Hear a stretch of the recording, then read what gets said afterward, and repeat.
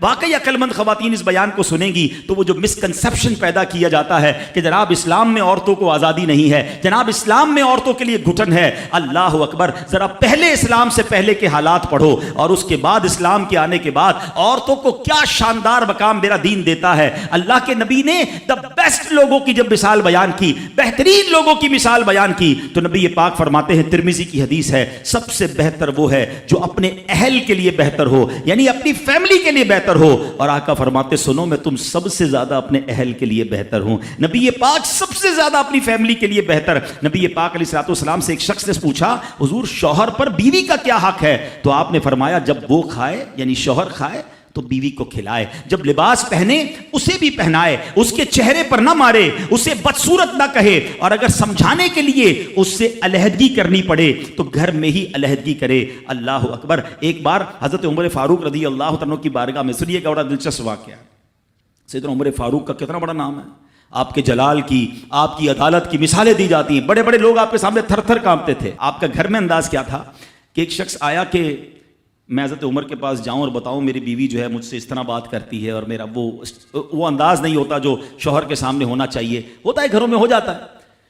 تو حضرت عمر کے دروازے پر پہنچا نا، تو اندر سے اسے سیدنا عمر فاروق رضی اللہ تعالیٰ عنہ کی زوجہ ام کلثوم رضی اللہ تعالیٰ عنہ کی ناراضگی کی عالم میں گفتگو کرتے ہوئے سنا۔ وہ حضرت عمر سے بات کر رہی تھی، تو وہ شوہر سوچنے لگا کہ میں تو اپنی بیوی کی شکایت لے کر آیا تھا، حضرت کے تو گھر کا بھی معاملہ ہی ایسا ہی ہے۔ تو وہ کہتے میں واپس ہونے لگا، حضرت عمر نے بلا لیا، کہا کیوں آئے تھے؟ تو کہا کہ میں تو حضرت اپنی بیوی کی شکایت کرنے آیا تھا، مگر میں آپ کے دروازے پر آیا، آپ کا بھی معاملہ ہی ایسا ہی ہے، تو میں سمجھ گیا ہم دونوں ایک ہی معاملے میں ہی ہیں۔ اب حضرت عمر نے جو ان کی تربیت فرمائی نا، آپ نے فرمایا میری بیوی کے مجھ پر چند رائٹس ہیں، چند حقوق ہیں، مجھے اس سے چند فائدے حاصل ہوتے ہیں جس کی بنا پر میں اس سے درگزر کرتا ہوں۔ پہلا یہ کہ یہ میرے لیے جہنم کی آڑ ہے، میرا دل اس کی وجہ سے حرام کاموں سے بچا رہتا ہے۔ نمبر دو، جب میں گھر سے نکل جاتا ہوں یہ میری خزانچی بن جاتی ہے، یعنی میرے مال کی نگہبان بن جاتی ہے، میری دھوبن بن جاتی ہے، میرے کپڑے دھوتی ہے، میرے بچے کی پرورش کرتی ہے، میرے لیے روٹیاں اور کھانے پکاتی ہے۔ تو وہ شخص کہتا ہے یہ سارے فائدے تو مجھے بھی اپنی بیوی سے حاصل ہیں، تو میں تو کبھی درگزر سے کام نہیں لیتا، وہ مجھے کہتی میں اسے لڑنا شروع کر دیتا ہوں۔ کہتا آج آپ کی بات سے نصیحت مل گئی، اب میں اپنی بیوی کی چھوٹی ماٹی باتوں کو میں بھی درگزر کر دوں گا۔